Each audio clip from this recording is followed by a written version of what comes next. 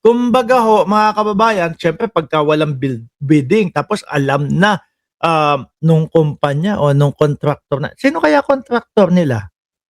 Ano po kasi yun ang nagiging issue naman ni Pia Cayetano, mga boss Chief Amo sir, eh kontraktor daw po yung, mga nagpondo nung kampanya niya.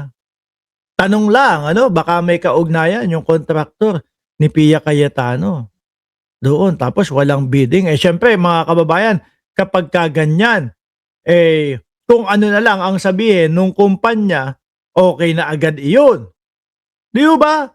Kasi sa bidding ho, hahanapin kung sino ang may pinakamagandang presyo, hahanapin, aalamin kung sino yung mga magagaling humubog, humulma, gumawa ng mga, ganyang mga gusali, 'no? Pero pagka walang bidding, walang, mga paglalabanan, "O eto po presyo namin, 10 billion, 'no? Okey na 'yan, wala naman kayong kalaban." Yari ang pondo ng bayan. Congressional insertion. So sisilipin namin to. Naku po, yun po ba madam, yun po ba, Ma'am Pia Cayetano, yung gusto niyong pakita doon sa diyaan sa video, diyaan sa Senado? O eto pa ho, sa si Matibag pa din ho ito. Yung sinabi niyo po kahapon, medyo vague kasi sir. Sabi niyo may malaking kasong nakaabang on the SEA Games po na sports complex. So, wait na sir, may possible po ba? Totoo po yan, Ma'am Jo. Pag walang bidding, mas paldo. Eh, syempre, iisipin, kagaya niyan, madami tayong kalaban doon. No, madami tayong kalaban sa bidding doon.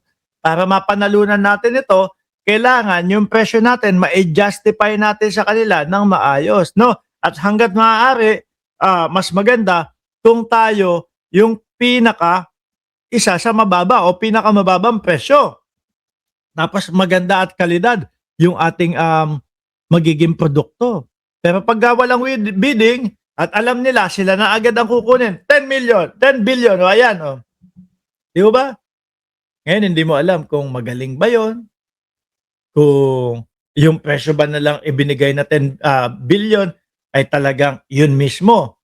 Di ba? O baka overprice. Kasi wala nang kalaban o eh. Na-identify na po kayo, nakakasuhan niyo? Well, we just received information tungkol dun sa pangyayari dun sa Peace Corps, dun Philippine SEA Games Organizing Committee, no? And we in possession of documents already na meron talagang kailangan imbestigahan because there are a huge amount of money na na-involved dito. If you recall, there was no bidding na ginawa rito, tapos unliquidated, so marami. Maganda ito. No?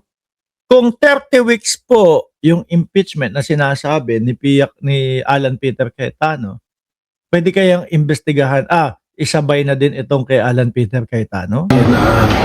Na kailangan tignan. That's why I'm creating a unit ngayon, a task force na composed of our financial unit, financial investment unit, saka financial investigation unit, saka ang aming special action unit to investigate on the matter. We will Mukhang magpo-full force ang NBI. coordinate with the SEC. Ay, huwag kayong mag-alala, Pia at Alan, ha?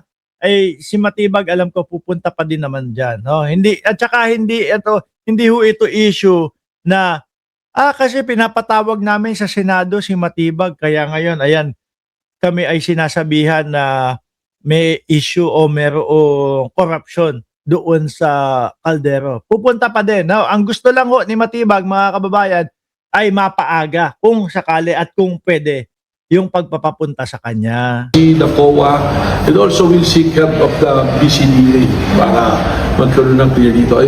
As we speak now, wala pa naman tayong sasabihin na na-identify but there are already personalities na nakikita natin doon sa document sa initial na pumasok sa atin. Okay sir. Sir, bakit, just for the record, bakit po may renewed interest po dito sa pag-imbestiga sa SEA Games? Although, field na siya ng controversies before, and, the head of FISGOC was Alan Peter Cayetano. Well, I'm aware of that. Is the chairman of PISCOG, So, hindi naman to renewed interest. It so happened na may mga lumabas ngayon na dokumento which will lead us to investigate. Kasi lahat naman talaga ng issue na pumapasok dito with regards to corruption or anything, even ordinary cases, pag dinala sa amin, we will investigate. So, Check nila, iimbestigahan. Kaya pala, ano na kaya? Kamusta na po kayo, Ma'am Pia Cayetano at Alan Peter Cayetano? Mukhang mapapadalas na naman po ang pagla-live ni Peter Cayetano sa kanyang Facebook, ano? So it so happened, this is medyo controversial, narinig ko naman yan, nakita ko yung mga news noon. So once and for all, we settled it kung meron ba talagang dapat managot o wala, or kung ano talaga yung investigation. So kailangan natin magkaroon ng report dito. Sir, for the record lang, kasi di ba, you were saying yesterday na you have visited the place in Clark for the NBI Academy. Yes. So this is incidental lang po sa pagbisita nyo, just for the record lang. Incidental lang to kasi we are very thankful with DCD for providing us 70 hectares for our NBI Academy. At the same time, nakita natin doon yung sports complex na malaki. And sumunod dito, may mga pumasok na Malaki, tapos malaki din ho yung malaki din yung pondo o pinondo. sa atin na documents and informations that will lead us to Sabi ni Sir Sunny Reyes, magaling talaga si Director Matibag. I love this guy, Makabayan. Thank you for the courage and principle. Ako din, napapahanga po ako nito si Attorney Melvin Matibag. with the investigation. Sir, how can, of course, baka lang makulayan na naman ang politika kasi syempre, hindi kayo, parang lagi kayong nagbabanghayan kasi ni Senator Cayetano. So, how can the public be assured na this will be an impartial investigation? Unang-una, hindi naman ako nakikipagbakayan sa kanya. I'm always respectful to everybody, especially to the member of the Senate. It so happens siguro na siya involved dito, no? At tayo naman, ang record naman ng NBI, will always go where the evidence will lead us, kung ano yung batas, kung ano yung proseso, no? So, kung sa kailangan natin siyang tanungin, we will respectfully ask him to Hindi ko alam ni Peter Cayetano yung sagot. Di sasagutin niya lang, di ba? Hindi na yung kakabahan siya. give light to this. And I'm sure si Senator Alan, kung siya kasama rin dito, Totoo, sabi ni Soriel Mendoza, Facebook ni Alice Cayetano, no? Kalat na naman. Ay, malamang nga. Tingnan natin, baka nga naka-live ngayon yan eh. No, hindi na naman mapapakaliho yan.